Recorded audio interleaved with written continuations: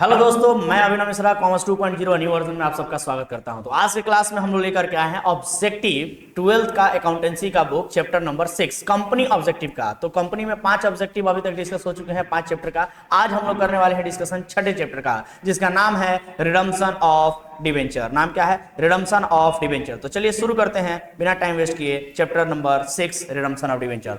पहला ऑब्जेक्टिव है the balance of sinking fund account, the balance of sinking fund account after the redemption of debenture is transfer to. बताइए कि जो balance है sinking fund account का, जो balance है वो ट्रांसफर होने के बाद, रिडम्पशन होने के बाद कहां ट्रांसफर किया जाता है? कहां ट्रांसफर किया जाता है? Option number A profit and loss account में, option number B profit and loss appropriation account में, option number C general reserve में और option number D sinking fund में। कहां ट्रांसफर किया जाता है? Option number A profit and loss account में, या प्रॉफिट एंड लॉस एप्रोप्रिएशन में, या जनरल रिजर्व में, या सिंकिंग फंड अकाउंट में। तो सिंकिंग फंड अकाउंट का जो बैलेंस है वो हमेशा ही ट्रांसफर किया जाता है रिडम्पशन के बाद जनरल रिजर्व अकाउंट में ट्रांसफर किया जाता है। कहां ट्रांसफर किया जाता है? जनरल रिजर्व में। जब एक बार रिडम्पशन हो जाता है उसके बाद जो भी पैसा है वो सब कुछ जनरल रिजर्व में ट्रांसफर कर दिया जाता है। चलिए क्वेश्चन नंबर 2 पे आते हैं। क्वेश्चन नंबर 2 क्या कह रहा है?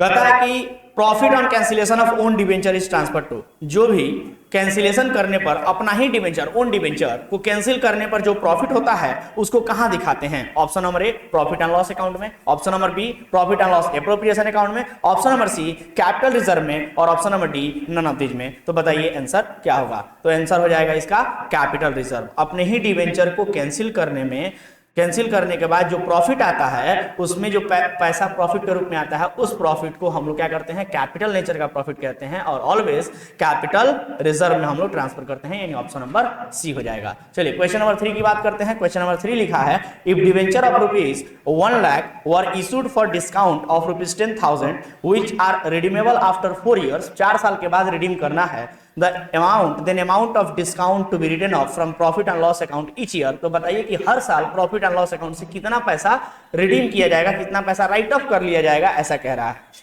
तो सिंपल सी बात है, आपको बता दें कि जो भी लॉस होता है डिस्काउंट देने की वजह से, डिवेंचर वगैरह का जब रिडम्पशन करना होता है या इशू के टाइम पे जो भी लॉसेज होते हैं उनको हम लोग during the period of redemption, जितने सालों तक के लिए रिडम्पशन होता है उतने सालों के लिए हम लोग क्या करते हैं? उसको राइट ऑफ करते हैं, यानी जितने रुपए का लॉस हुआ है उतने सालों में बांट दिया जाएगा जितने साल में रिडम्पशन होने वाला है। तो देखिए 1 लाख रुपया का जो डिवेंचर है उसको डिस्काउंट 10,000 रुपया के डिस्काउंट पर इशू कर दिया गया है और 4 साल बाद उसका रिडम्पशन करना है। तो 10,000 रुपया का लॉस हुआ है तो 10,000 रुपया 10,000 डिवाइड बाई 4 ईयर्स हम लोग करेंगे तो 2,500 रुपीज आ जाएगा ईच ईयर, यानी हर साल 2,500 रुपए का, 2,500 रुपए का हम लोग क्या करेंगे? राइट ऑफ करेंगे। तो आंसर हो जाएगा ऑप्शन नंबर सी 2,500 रुपए। क्लियर है बात? सिंपल सा कंसेप्ट है। क्वेश्चन नंबर 4 के ऊपर आते हैं।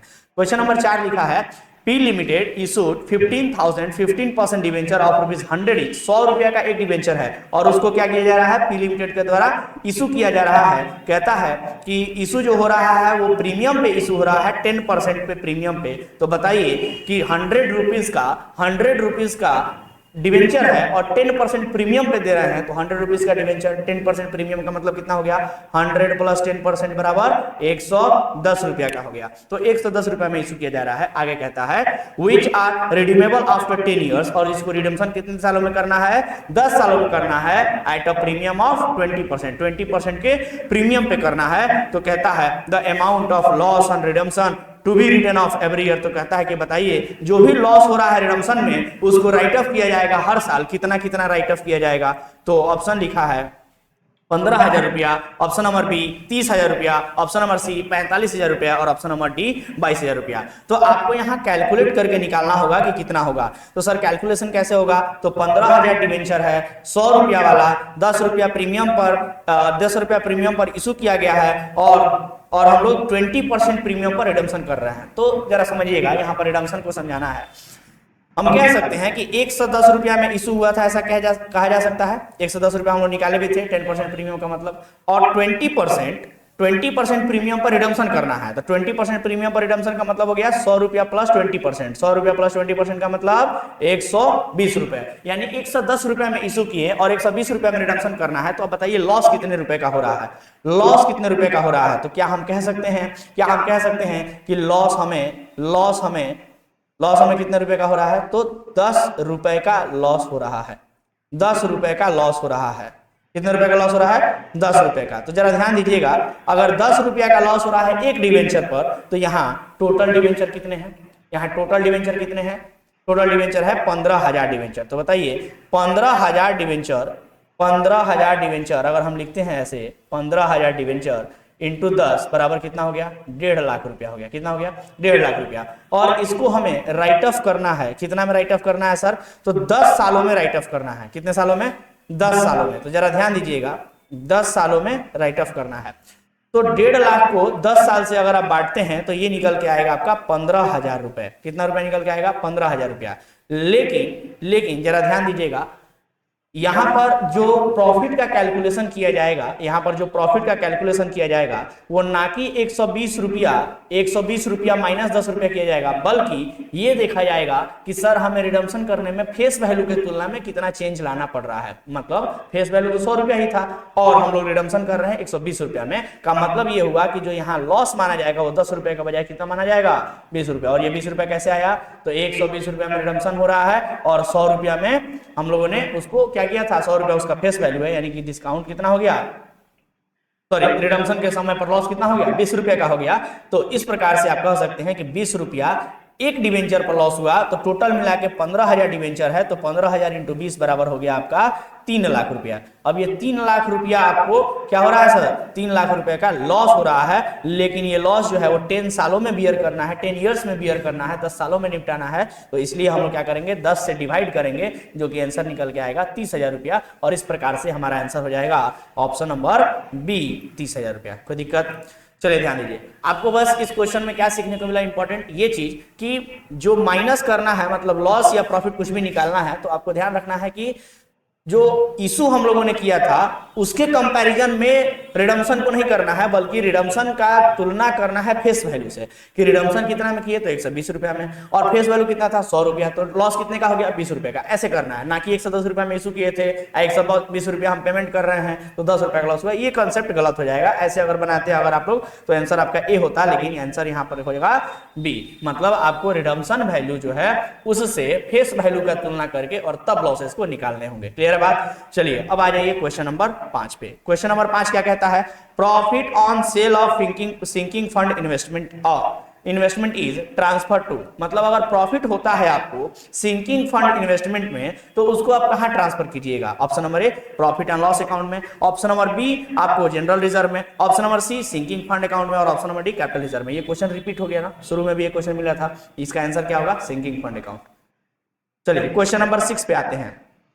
क्वेश्चन नंबर 6 कहता है when all debentures are redeemed balance in the debenture redemption reserve account is transferred to। मतलब कहता है कि जब सारे के सारे डिवेंचर रिडीम हो जाएंगे तो जो भी डीआरआर में पैसा बचेगा उसको कहां ट्रांसफर किया जाएगा? कैपिटल रिजर्व में, जनरल रिजर्व में, प्रॉफिट एंड लॉस अकाउंट में, या नन ऑफ दिस में? कहां ट्रांसफर किया जाएगा? तो आंसर हो जाएगा जनरल रिजर्व में। आपको याद होगा कि जब हम लोग डिवेंचर रिडम्पशन का एंट्री सीख रहे थे, डीआरआर का कंसेप्ट सीख रहे थे, तो उसमें सबसे लास्ट एंट्री यही होता था कि डीआरआर को जनरल रिजर्व में ट्रांसफर कर दीजिए। यानी कि और एंट्री हो क्या होता था सर? एंट्री होता था DRR account debit to general reserve account. तो हमेशा हम लोग क्या करते थे? जनरल रिजर्व में ट्रांसफर करते थे। तो आंसर हो जाएगा बी नंबर। क्वेश्चन नंबर 7 पे आते हैं। क्वेश्चन नंबर 7 कहता है premium on redemption of debenture account is. बताइए रिडम्पशन ऑफ डिवेंचर अकाउंट पे जो प्रीमियम है वो क्या माना जाएगा? एसेट माना जाएगा, एक्सपेंस माना जाएगा, लायबिलिटी माना जाएगा, या फिर रेवेन्यू माना जाएगा? क्या माना जाएगा? तो इसका आंसर हो जाएगा कि सर रिडम्पशन पे जो प्रीमियम हम लोग पे कर रहे हैं,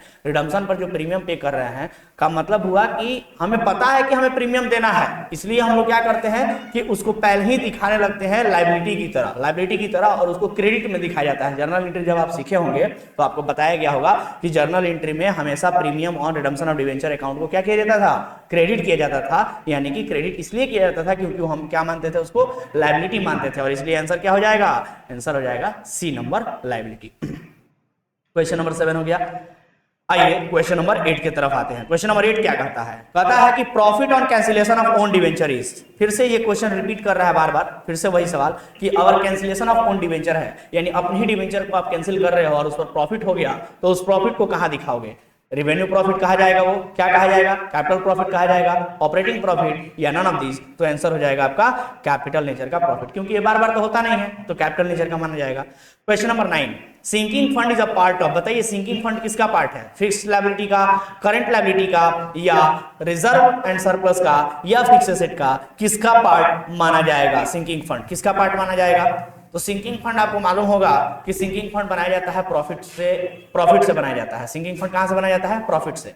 जब भी सिंकिंग फंड बनाया जाता है तो प्रॉफिट कम होता है और सिंकिंग फंड वहां से बनता है, जिसके लिए एंट्री भी हम लोग पास करते हैं, statement of profit and loss account debit to sinking fund account. जी हाँ, तो statement of profit and loss जो है तो प्रॉफिट है, बिजनेस का प्रॉफिट है, और बिजनेस के प्रॉफिट को कंपनी में किस नाम से दिखाते हैं, किस हेड से दिखाते हैं, तो आंसर हो जाएगा रिजर्व एंड सरप्लस के नाम से, यानी कि option number C, question number 9 का। चलिए शुरू करते हैं क्वेश्चन नंबर 10, देखेंगे सभी लोग। क्वेश्चन नंबर 10 लिखा है, interest on sinking fund investment is credited to, interest on sinking fund investment, यानी सिंकिंग फंड पर जो सिंकिंग फंड का जो इन्वेस्टमेंट होता है उस पर अगर इंटरेस्ट हमें मिलता है तो उसको क्रेडिट किया जाएगा। कहां पर क्रेडिट किया जाएगा, option number A profit and loss account, option number B sinking fund account, option number C general reserve account, और option number D sinking fund investment account. तो आपको बता दें कि जो सिंकिंग फंड का इन्वेस्टमेंट होता है उस पर जो इंटरेस्ट हम लोग कमाते हैं वो इंटरेस्ट भी हमेशा ही क्या किया जाता है, सिंकिंग फंड में ही ट्रांसफर कर दिया जाता है, यानी कि आंसर हो जाएगा आपका option number B sinking fund account. Question number 10 हो गया। क्वेश्चन नंबर 11 पे आ जाइए। क्वेश्चन नंबर 11 कहता है, what percentage of the amount of the debentures must be transfer to debenture redemption reserve, कहता है कि डिवेंचर का कितने परसेंट डीआरआर में, डिवेंचर रिडम्पशन रिजर्व में ट्रांसफर किया जाता है before the commencement of the redemption of debenture in case of convertible debenture. Convertible debenture in case of convertible debenture, convertible debenture के केस में रिडम्पशन करने से पहले, रिडम्पशन की शुरुआत होने से पहले डीआरआर में कितना परसेंट हम लोग ट्रांसफर करते हैं, 25%, 50%, 100% या 0%। तो आंसर हो जाएगा इसका 25%। आपको बता दें एक इंफॉर्मेशन यहाँ पे कि according to old SEBI guidelines 25% था, बट आजकल 2018 के बाद अमेंडमेंट आया है इसमें, और नई किताबों में भी देखने को मिल रहा था वो अमेंडमेंट कि 25% से घटा करके ये डीआरआर का जो परसेंटेज है वो 10% कर दिया गया है। कितना परसेंट, 10%। तो हो सकता है कि नई किताब में 10% भी ऑप्शन में दिया हो, तो अगर दिया हो तो वहां पर आप लोग 10% भी टिक कर सकते हो। ठीक है, चलिए सर, और ध्यान रहे कि प्रैक्टिकल क्वेश्चन बनाते समय अगर आप बनाते हैं प्रैक्टिकल क्वेश्चन डीआरआर से संबंधित और उसमें आप 10% के हिसाब से बना रहे हो या 25% के हिसाब से बना रहे हो, अगर किसी भी कंसेप्ट के अकॉर्डिंग बना रहे हो, यानी कि ओल्ड रेगुलेशन या न्यू रेगुलेशन किसी के हिसाब से, वहां आपको एक नोट छोड़ना है, एक नोट लिखना है। नोट लिखना है कि आपने 10% मान के बनाया है, पहले 25% था, या आपने 25% मान के बनाया है तो भी लिखना होगा कि हमने 25% मान के बनाया है, पहले के हिसाब से बनाया है, नए के हिसाब से नहीं, बट नया अगर देखा जाए तो 10% है। किसी के भी हिसाब से आपने बनाया है 10% या 25% आपको नोट में लिखना होगा। ठीक है, चलिए आगे बढ़ते हैं क्वेश्चन नंबर 12 की तरफ। Sinking fund investment, sinking fund investment क्या है, इनकम है, एक्सपेंडिचर है, इन्वेस्टमेंट है या लायबिलिटी है, बताइए क्या है। तो हो जाएगा इसका कि सिंकिंग फंड इन्वेस्टमेंट हम लोग करते हैं तो सिंपल सी बात है कि इन्वेस्टमेंट तो इन्वेस्टमेंट होता है, तो ऑप्शन में जब इन्वेस्टमेंट दिया है तो आंसर भी इन्वेस्टमेंट ही होगा। ठीक है सर, एसेट अगर दिया रहता तो एसेट भी आंसर टिक किया जा सकता था। क्वेश्चन नंबर 13 बढ़ते हैं सर। 13 में लिखा है कि the balance of sinking fund investment account after the realisation of investment is transfer to, यानी कि जब हम लोग उस इन्वेस्टमेंट को, सिंकिंग फंड वाले इन्वेस्टमेंट को बेच देते हैं तो बेचने के बाद जो सिंकिंग फंड इन्वेस्टमेंट का अमाउंट होता है, रियलाइज जो हुआ रहता है, उस अमाउंट को हम लोग कहां ट्रांसफर करते हैं, कहां ट्रांसफर करते हैं। पहला option number A profit and loss account में, option number B debenture account में, option number C sinking fund account में, या ऑप्शन नंबर डी बताइए डिबेंचर रिडम्पशन रिजर्व अकाउंट में, कहां पर ट्रांसफर किया जाएगा। तो सिंपल सी बात है सर, सिंकिंग फंड इन्वेस्टमेंट है, जो भी पैसा आएगा चाहे वो इंटरेस्ट का हो चाहे सेल करने से हो, कोई भी पैसा सिंकिंग फंड इन्वेस्टमेंट में ट्रांसफर कर दिया जाएगा। सिंकिंग फंड इन्वेस्टमेंट में मतलब कि सिंकिंग फंड में ट्रांसफर कर दिया जाएगा।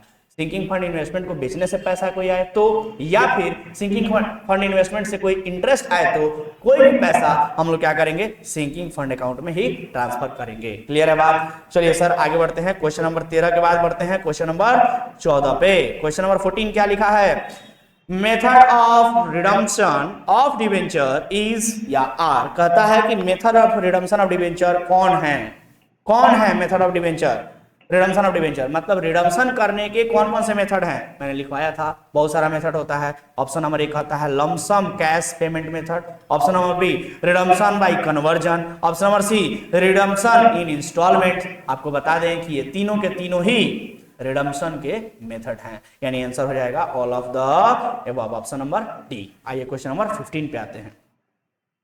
क्वेश्चन नंबर 15 कह रहा है, क्वेश्चन नंबर 15 कह रहा है X Limited decide to redeem 20,000 10% debentures of rupees 100 each of rupees 100 each, यानी कि एक डिवेंचर कितने का है, 100 रुपया का है। 31 2018 यानी कि 31 मार्च होना चाहिए यहाँ पर, 31 मार्च 2018 को जो है ये रिडम्पशन किया जा रहा है, रिडीम करने का डिसीजन लिया गया है। The company should invest in specified securities on और बिफोर। तो बताइए कि कंपनी जो है वो इन्वेस्ट करती है, आप लोगों को डीआरआई का कंसेप्ट हमने पढ़ाया था, डिवेंचर रिडम्पशन इन्वेस्टमेंट का कंसेप्ट पढ़ाया था। बताइए कि डिवेंचर रिडम्पशन इन्वेस्टमेंट किस दिन होता है, तो मैंने बताया था 1 साल पहले महीने के अंतिम डेट को, यानी 30 अप्रैल को, 30 अप्रैल को किया जाता है। तो ऑप्शन ढूंढ लीजिए 30 अप्रैल कहां दिया है, तो पहला ही ऑप्शन लिया है 30 अप्रैल 2017, 30 अप्रैल 2017 ही क्यों होगा, 16 क्यों नहीं होगा सर, क्योंकि 31 मार्च 2018 को रिडम्पशन किया जा रहा है, तो उसका शुरुआती कब हुआ होगा, 1 अप्रैल 2017 को हुआ होगा। तो उस महीने के अंतिम डेट कौन सा होगा, 30 अप्रैल 2017 हो जाएगा। चलिए ऑप्शन नंबर ए हो गया आंसर। क्वेश्चन नंबर 16 लिखा है every company required to create DRR, कहता है कि हर कंपनी को डीआरआर क्रिएट करने की आवश्यकता पड़ती है। शैल और on above 30 April of each year invest at least %% of the amount of its debenture maturity during the year ending 31 March of the next year। कहता है कितना परसेंट डीआरआर क्रिएट करने की आवश्यकता पड़ती है, या इन्वेस्टमेंट की बात कर रहा है, इन्वेस्टमेंट की बात कर रहा है। यहाँ पर आपको ध्यान देना होगा कि इन्वेस्टमेंट के बारे में बोला है, इन्वेस्टमेंट के बारे में बोला है कि डीआरआर क्रिएट करने के बारे में बोला है। तो देखिए सर यहाँ पर एक छोटा सा वर्ड लिखा है इन्वेस्ट एट लीस्ट, मतलब इन्वेस्टमेंट के बारे में पूछा है कि इन्वेस्ट कितना किया जाएगा। तो सिंपल सी बात है, डीआरआर में ओल्ड रेगुलेशन के हिसाब से 25%, न्यू रेगुलेशन के हिसाब से 10%, लेकिन इन्वेस्टमेंट कितना होता है 15%। याद रहेगा ऑप्शन नंबर बी आंसर। आगे बढ़ते हैं क्वेश्चन नंबर 17 की तरफ। क्वेश्चन नंबर 17 कहता है debenture can be redeemed out of, बताइए कि डिवेंचर जो है वो रिडीम किया जा सकता है कहां कहां से, प्रॉफिट से, कैपिटल से, या प्रोविजन से, या इनमें से सभी। आंसर क्या होना चाहिए, तो सर मैंने बताया था कि जो डिवेंचर का रिडम्पशन करना है अगर आपको, तो पैसा कहां से आएगा, प्रॉफिट से आएगा, नहीं तो कैपिटल से आएगा, नहीं तो पहले से हम लोग प्रोविजन बना के रखेंगे, यानी कि तीनों के तीनों आंसर सही हो सकते हैं, यानी option number D all of this. Clear है बात। ये सारे के सारे इंपॉर्टेंट क्वेश्चंस हैं, और ये सारे के सारे क्वेश्चंस एग्जाम में वेरी इंपॉर्टेंट रूप से आते हैं। आपको ध्यान रखना है कि आप देख सकते हैं यहाँ पर लाइन से लिखा हुआ है 2016, 22, 16, 19, 22, ये सारे के सारे क्वेश्चन लगातार कई सारे एग्जाम्स में आए हैं, इसलिए ये सारे के सारे question exam point of view से काफी इंपॉर्टेंट है। आपको अच्छे से देखना है, एग्जाम सामने है, तैयारी अच्छे से करनी है। चलिए आगे शुरू करते हैं अगला क्वेश्चन। क्वेश्चन नंबर 18, प्रीमियम और रिडम्पशन ऑफ डिवेंचर इज, बताइए रिडम्पशन ऑफ डिवेंचर पर जो प्रीमियम होता है वो प्रीमियम कौन से अकाउंट का होता है, कौन से अकाउंट का होता है। Option number A personal account, option number B real account, option number C nominal account, और option number D suspense account. Answer क्या होगा, तो कोई भी मैंने बताया था, चाहे एप्लीकेशन हो, अलॉटमेंट हो, कॉल्स हो, या फिर ये जो प्रीमियम वगैरह होता है, ये सब ना सब ये जितने भी अकाउंट्स होते हैं ये सब के सब क्या होते हैं, किसी को रिप्रेजेंट करते हैं। That's why this all accounts are called representative personal account. तो आंसर यहाँ हो जाएगा पर्सनल अकाउंट। कोई दिक्कत किसी को। चलिए अगला क्वेश्चन कहता है premium payable on redemption of debenture is, जो प्रीमियम पे किया जाता है रिडम्पशन ऑफ डिवेंचर के समय पर वो क्या है, लायबिलिटी है, एसेट है, रेवेन्यू है, एक्सपेंस है, क्या है, कौन सा अकाउंट है। सर प्रीमियम पे करना लायबिलिटी होता है, आंसर हो जाएगा ए। कोई दिक्कत किसी को, बोलिए कोई दिक्कत किसी को। चलिए अगला क्वेश्चन बढ़ते हैं। क्वेश्चन नंबर 20 लिखा है कि debenture can not be redeemed eight, debenture को रिडीम नहीं किया जा सकता है कौन से वैल्यू पर। ऑप्शन नंबर ए पार पर नहीं किया जा सकता है, क्या, ऑफ कोर्स किया जा सकता है सर, पार पे रिडीम किया जा सकता है, प्रीमियम पे किया जा सकता है, डिस्काउंट पे जी नहीं, डिस्काउंट पे नहीं किया जा सकता है। आंसर हो जाएगा सी। अगला ऑप्शन भी देख लेते हैं, लिखा है मोर देन 10% प्रीमियम। ये ऐसा कोई रूल्स नहीं है कि 10% से ज्यादा प्रीमियम पर रिडीम नहीं होगा, ऐसा कोई नहीं है। प्रीमियम तो जितना भी बढ़ा लो भाई उतना अच्छा है। कहने का अर्थ ये है कि मान लीजिए अगर आपसे हम 100 रुपया लिए हैं और आपको बदले में हम 120 रुपया दे तो कोई दिक्कत है, कोई दिक्कत नहीं है, तो 10% से ज्यादा भी हो सकता है, ठीक है। तो ऑप्शन नंबर डी नहीं होगा। बट हाँ, 100 रुपया लेने के बजाय आपको 90 रुपया दे हम, तो लीजिएगा, नहीं लीजिएगा, तो इसीलिए डिस्काउंट पर आंसर हो जाएगा कि डिस्काउंट पर रिडम्पशन नहीं होता है। चलिए क्वेश्चन नंबर 21 लिखा है, after providing for debenture redemption reserve DRR the divisible profit will remain same. क्या डिविजिबल प्रॉफिट सेम रहेगा? डिविजिबल प्रॉफिट बढ़ जाएगा, will increase, option number C will decrease, और option number D none of these. इनमें से क्या होगा? Sir आपको ध्यान में होगा कि जो DRR हम लोग बनाते हैं, वो प्रॉफिट से ही बनाते हैं, ये तो कंसेप्ट क्लियर है। और जब DRR हम लोग प्रॉफिट से बनाते हैं, तो प्रॉफिट में से निकाल के DRR बनाएंगे, तो बताइए प्रॉफिट बढ़ जाएगा कि घट जाएगा? प्रॉफिट में से ही निकाल के बनाते हैं, तो सिंपल सी बात है, प्रॉफिट हमारा घटेगा। तो वही तो पूछ रहा है कि प्रॉफिट क्या होगा, सेम रहेगा कि बढ़ जाएगा कि घट जाएगा कि कोई चीज नहीं हो, क्या होगा? कह रहा है कि विल डिक्रीज, घट जाएगा, ठीक है सर। क्वेश्चन नंबर 22 लिखा है, source of finance for redemption of debenture. बताइए सोर्स ऑफ फाइनेंस, बताइए पैसे कहां से आएंगे? रिडम्पशन करना है ना, पैसे आएंगे कहां से? Option number A redemption out of profit, profit जो कमाए हैं वहां से। Option number B redemption out of capital, capital से। Option number C the proceed from fresh issue of shares और debenture, all of the above. Sir सारे के सारे आंसर सही हैं। मैंने जब थ्योरी शुरू में ही पढ़ाया था डिवेंचर रिडम्पशन के बारे में, तो मैंने बताया था पैसे कहां से आएंगे? पैसे कहीं से भी आएंगे सर, प्रॉफिट से आएगा, नहीं तो पूंजी से आएगा, नहीं तो हमको शेयर इशू करना पड़ेगा या नया डिवेंचर इशू करना पड़ेगा। पैसे कहीं से भी आ सकते हैं, all of the above answer हो जाएगा। क्वेश्चन नंबर 23 लिखा है, 23 लिखा है, company issued 1012% debenture of ₹100 each eight 10% premium, 12% stand for. ये जो 12% डिवेंचर लिखा रहता है, इसमें 12% का क्या मतलब है? लिखा रहता है ना 12% डिवेंचर, 10% डिवेंचर, ये क्या परसेंटेज क्या इंडिकेट करना चाहता है? तो इशू ऑफ डिवेंचर में भी पढ़ाए थे ये कि ये जो परसेंटेज होता है वो रेट ऑफ इंटरेस्ट को इंडिकेट करता है, जो कि फिक्स रेट से होता है, ठीक है सर। तो रेट ऑफ इंटरेस्ट आंसर हो जाएगा ऑप्शन नंबर सी। कोई डाउट किसी को? चलिए क्वेश्चन नंबर 23 के बाद हम लोग बढ़ते हैं क्वेश्चन नंबर 24 पे। क्या कहता है 24 नंबर, आइए देखते हैं।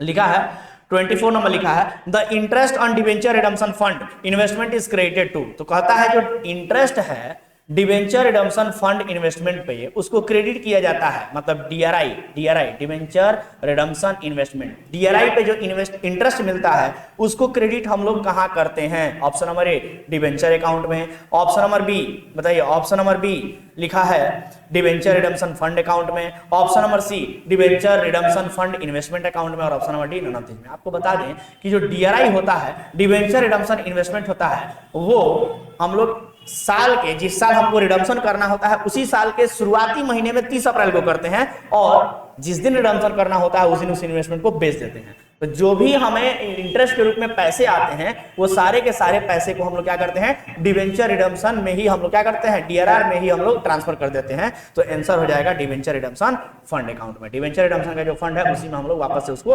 ट्रांसफर कर देते हैं। क्लियर है बात? Option number B.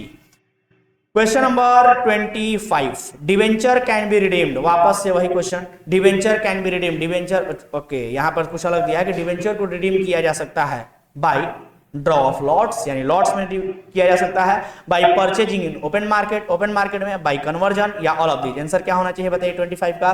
तो 25 का आंसर हो जाएगा कि सर ड्रॉ में भी हो सकता है, ड्रॉ ऑफ लॉट में भी हो सकता है रिडम्पशन, ओपन मार्केट परचेजिंग से भी हो सकता है, कन्वर्जन से भी हो सकता है डिवेंचर का रिडम्पशन। यानी कि सारे ही सारे मेथड क्या है? सारे के सारे मेथड सही हैं, यानी ऑप्शन नंबर हो जाएगा D, all of the above. Question number 26, according to company's share capital and debenture rule 2014, a company will have to create a debenture redemption reserve at which percentage of face value of debenture that are redeemable। कहता है कि बताइए कि company act 2000, company rule 2014 जो share capital and debenture के नाम से है, जो चैप्टर है कंपनी रूल में, उसमें पूछा है कि डिवेंचर रिडम्पशन रिजर्व कितने परसेंट से बनाया जाएगा, डिवेंचर का कितना परसेंट, डिवेंचर के फेस वैल्यू का कितना परसेंट हम लोग DRR बनाएंगे। तो आप लोग जानते हैं ओल्ड रेगुलेशन में 25% और न्यू रेगुलेशन में DRR कितना बनता है 10%। तो अगर 10% दिया हुआ तो आंसर वो मारेंगे, अदरवाइज 25% तो होगा ही होगा। चलिए सर, एग्जामिनेशन में देखिए 2018 में भी ये क्वेश्चन पूछा हुआ था। तो आगे बढ़ते हैं क्वेश्चन नंबर 27 की तरफ। लिखा है प्रीमियम और redemption of debenture account is the nature of. बताइए कौन से नेचर का होता है? Personal account, real account. ये क्वेश्चन रिपीट कर रहा है, बार बार रिपीट कर रहा है, आंसर होगा पर्सनल अकाउंट। ठीक है, क्वेश्चन नंबर क्योंकि लायबिलिटी होता है ना प्रीमियम, और कोई भी लायबिलिटी क्या होता है, लायबिलिटी है तो पर्सनल अकाउंट है, रिप्रेजेंटेटिव पर्सनल अकाउंट है। क्लियर बात। The next question 28, SEBI guidelines in respect of redemption of debenture are to be protect the interest of, बताइए सेबी गाइडलाइंस जो बनाए गए हैं, मतलब सेबी का जो रूल्स बनाए गए हैं वो किसको प्रोटेक्ट करता है, डिबेंचर के संबंध में किसको प्रोटेक्ट करता है, डिबेंचर होल्डर्स को। Answer creditor, share holder, debenture holder, answer हो जाएगा डिबेंचर होल्डर। कोई दिक्कत। क्वेश्चन नंबर 28 के बाद आइए 29 पर। 29 नंबर कहता है, 29 नंबर क्वेश्चन कहता है when debentures are issued at par, जब डिबेंचर को पार पे इशू किया जाता है, are redeemable at premium, par पे इशू करके और प्रीमियम पे रिडीम करते हैं, कहता है the loss on such and issue is debited to, तो जो लॉस हो रहा है उसको हम लोग कौन से अकाउंट से डेबिट करते हैं, प्रॉफिट एंड लॉस अकाउंट बिल्कुल भी नहीं, डिबेंचर एप्लीकेशन अलॉटमेंट अकाउंट बिल्कुल भी नहीं, loss on issue of share account, बताइए ये होगा या फिर premium on redemption of debenture account, कौन सा होगा। कुछ बच्चे कंफ्यूज होके loss on issue of debenture account लिखते हैं और कुछ बच्चे कंफ्यूज होके premium on redemption of debenture account लिखते हैं। आप लोग बताइए आंसर क्या होना चाहिए। तो सर इशू के टाइम पे जो एंट्री किया जाता है वो loss on issue of debenture के नाम से ही किया जाता है, यानी ऑप्शन नंबर हो जाएगा सी, 29 का सी। चलिए आगे बढ़ते हैं। क्वेश्चन नंबर 30, क्वेश्चन नंबर 30 कहता है own debenture are those debentures of the company which, own debenture यानी स्वयं के ऋण पत्र जो होते हैं, ऋण पत्र जिन्हें कंपनी, बताइए कंपनी के वो क्या होते हैं, the company allot to which its own promoters, यानी कि ऐसा डिवेंचर जो अपने ही प्रमोटर को कंपनी ने दिया है। Option number B company allot to its director, ऐसा डिवेंचर जो अपने डायरेक्टर को कंपनी ने दिया है। Option number C the company purchase from market and hold them as investment, बताइए ऑप्शन नंबर सी या option number D, none of this. Answer क्या होना चाहिए सर, क्वेश्चन नंबर 30 का आंसर क्या होना चाहिए सर। तो कहता है कि ओन डिवेंचर का मतलब वो डिवेंचर होता है, ओन डिवेंचर का मतलब वो डिवेंचर होता है जो कंपनी ने मार्केट में इशू तो किया है, कंपनी ने मार्केट में इशू तो किया है इन्वेस्टमेंट के पर्पज से, बट उन्हीं को क्या कर रही है कंपनी, परचेज कर रही है, यानी मार्केट में इशू किए गए, मार्केट में इशू किए गए डिवेंचर का रिडम्पशन करती है, उसको कहा जाता है ओन डिवेंचर। ठीक है सर, ऑप्शन नंबर हो जाएगा सी, 30 का सी। 31 आइए, 31 कहता है कि when debentures are redeemed out of profit, जब डिवेंचर को रिडीम किया जाता है प्रॉफिट में से, and equivalent amount is transfer to, तो उसके बराबर का अमाउंट ट्रांसफर किया जाता है, कहां ट्रांसफर किया जाता है, जनरल रिजर्व में, डिवेंचर रिडम्पशन रिजर्व में, कैपिटल रिजर्व में, या प्रॉफिट एंड लॉस अकाउंट में। बताइए आंसर क्या होना चाहिए, कहां ट्रांसफर किया जाता है। तो सिंपल सी बात है सर, आप लोगों ने डीआरआर का कांसेप्ट पढ़ा है, जब कैपिटल से रिडम्पशन किया जाता है, थोड़ा और डीप में बता दें, हो सकता है क्लास में छूट गया हो, जब डीआरआर से बनाया जाता है तो जब कैपिटल से हम लोग बनाते हैं तो 25% डीआरआर बनता है ओल्ड रेगुलेशन के अनुसार, न्यू के अनुसार 10%, लेकिन जब प्रॉफिट से बनाना होता है तो 100%, कितना परसेंट, 100% इक्विवेलेंट 100% डीआरआर बनाना पड़ता है। कहां से, डिवेंचर रिडम्पशन रिजर्व बनाना पड़ता है, प्रॉफिट से डीआरआर बनाना पड़ता है 100%, प्रॉफिट में से 100% डीआरआर बनता है। चलिए सर क्वेश्चन नंबर 31 के बाद शुरू करते हैं क्वेश्चन नंबर 32। क्वेश्चन नंबर 32 लिखा है the balance of debenture redemption reserve is finally transfer to, बताइए कि जो बैलेंस होता है डीआरआर का वो फाइनली सबसे लास्ट में कहां ट्रांसफर होता है, जनरल रिजर्व में। सिंपल सी बात है, डीआरआर का एंट्री होता है ना सबसे लास्ट में, जब सारे काम रिडम्पशन के खत्म हो जाते हैं तो लास्ट काम तो यही बचा होता है क्या, कि डीआरआर का पैसा जनरल रिजर्व में ट्रांसफर कर दीजिए, जिसका एंट्री होता है DRR account debit to general reserve account, यानी आंसर हो जाएगा ए नंबर। आगे बढ़ते हैं क्वेश्चन नंबर 33, कहता है कि when debentures are issued at a discount and are redeemable at premium, यानी कि डिवेंचर जो है डिस्काउंट पर इशू हुआ है लेकिन पेमेंट जो होगा, रिडम्पशन जो होगा वो प्रीमियम पर होगा। Which account is debited at the time of issue for loss, तो कौन सा अकाउंट डेबिट किया जाएगा। ये रिपीट क्वेश्चन है, अभी हम लोगों ने इसको सॉल्व किया था, पीछे मिला था हम लोग को। आंसर हो जाएगा loss on issue of debenture account, question number 33 का ऑप्शन सी आंसर सही है। क्लियर है बात। चलिए आगे बढ़ते हैं क्वेश्चन नंबर 34 के तरफ। 34 नंबर क्या कहता है, profit on redemption of debenture is transfer to which account, जो प्रॉफिट होता है रिडम्पशन ऑफ डिवेंचर पे वो ट्रांसफर किया जाता है कौन से अकाउंट को ट्रांसफर किया जाता है, कैपिटल रिजर्व अकाउंट को, सिंकिंग फंड अकाउंट को, जनरल रिजर्व अकाउंट को, प्रॉफिट एंड लॉस अकाउंट को, कौन से अकाउंट को ट्रांसफर किया जाता है। तो आंसर हो जाएगा ऑप्शन नंबर ए, कैपिटल रिजर्व अकाउंट को। प्रॉफिट को तो कैपिटल रिजर्व में ही ट्रांसफर करेंगे, क्योंकि जो प्रॉफिट्स हैं वो तो कैपिटल लेजर का प्रॉफिट होते हैं, इसलिए उनको कैपिटल रिजर्व अकाउंट में ट्रांसफर किया जाता है। और लास्ट क्वेश्चन है क्वेश्चन नंबर 35। आइए जल्दी से करते हैं, चैप्टर को खत्म करते हैं। लास्ट क्वेश्चन बचा है, कहता है कि W limited issued 20,000 8% debenture of ₹100 each at par, यानी कि 20,000 इशू किया गया है 8% डिवेंचर को 10 रुपया वाला एट पार पर। तो कहता है कि 20,000 इंटू 10 कितना हो गया, 2 लाख रुपया हो गया।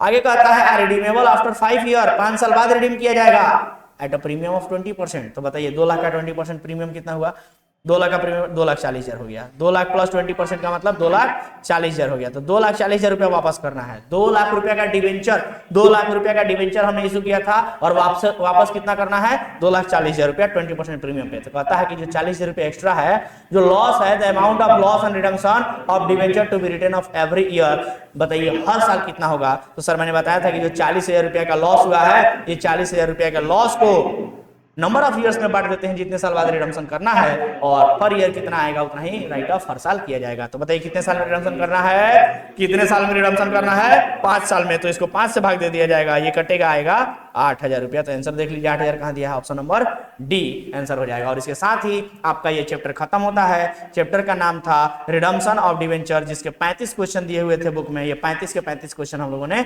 कर लिया है। और इसके साथ ही ये चैप्टर समाप्त होता है, chapter number 6 redemption of debenture, redemption of debenture. तो चलिए ऐसे ही एक एक करके सारे के सारे चैप्टर्स हम लोग खत्म करेंगे। मिलते हैं आप लोगों से अगले चैप्टर में, चैप्टर नंबर 7 में। तब तक के लिए मेरे तरफ से इतना ही, मिलते हैं अगले क्लास में। तब तक के लिए धन्यवाद। देखते रहें वीडियो को और ज्यादा से ज्यादा लोगों को शेयर करें, ताकि ज्यादा से ज्यादा लोगों को फायदा पहुंचे। और इसके साथ ही आज के लिए मेरे तरफ से इतना ही, धन्यवाद।